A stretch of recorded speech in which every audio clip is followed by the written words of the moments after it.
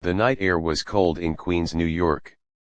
Street lights flickered against cracked sidewalks, where dozens of lives crossed each day, immigrants chasing dreams, workers returning from shifts, and children dragging oversized backpacks.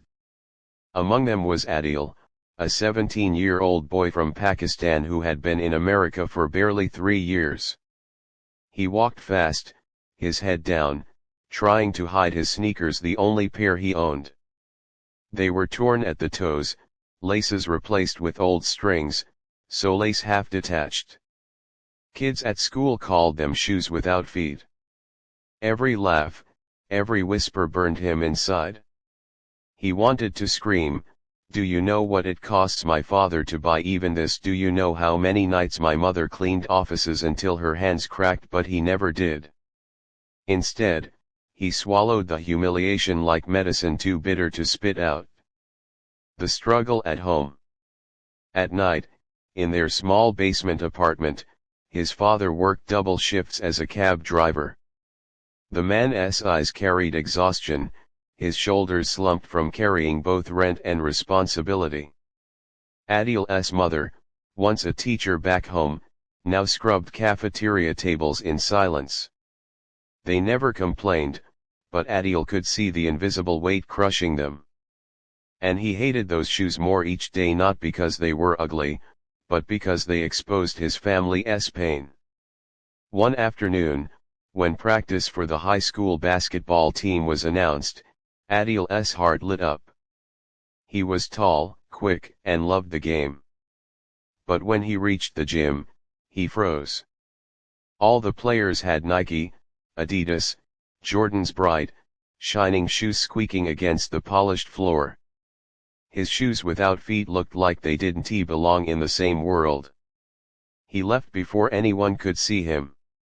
A chance encounter. Weeks later, as he walked home, a man outside a thrift shop caught his eye. Middle-aged, scruffy beard, hands rough with labor. He was staring at a pair of work boots displayed in the dusty window. "They're too small," the man muttered when Adil stood beside him. "But they're cheap." Something in that moment struck Adil. Here was someone who didn't even have proper boots for work, yet still kept moving forward. The man noticed Adil's gaze and smirked. "Don't let shoes stop you, kid. Feet make the journey, not leather." The decision. That night, Adil couldn't sleep. His dream of basketball, his shame, the man's words, they tangled inside him. Suddenly, he decided, if I can't hide my shoes, I'll make them shine in a different way. He showed up at practice the next morning. Heads turned. Snickers filled the court. But Adil ignored them. He played hard. Every jump, every sprint, every shot was like he was breaking chains. His shoes tore even more, the sole flapping as he ran, but the coach's eyes widened. "You got speed," Coach Miller said after the game. "And heart. Shoes don't play. You do." The twist.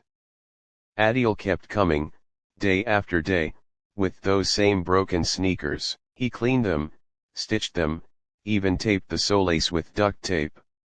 Soon, laughter turned into whispers of respect. "That kid doesn't quit." One Friday, after practice, Coach Miller pulled him aside. He handed Adil a shoebox. Inside were brand new sneakers, blue and white, light as air. But Adil shook his head. "Coach, thank you, but I can't take them. If I play in these, people will only see the shoes. I want them to see me."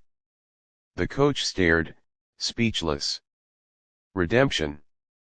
Months later, during the championship finals, Adil played in those same battered sneakers. Every move, every point, every ounce of sweat was a message: I am more than what I wear. When the final whistle blew and his team won, the crowd erupted. Reporters came.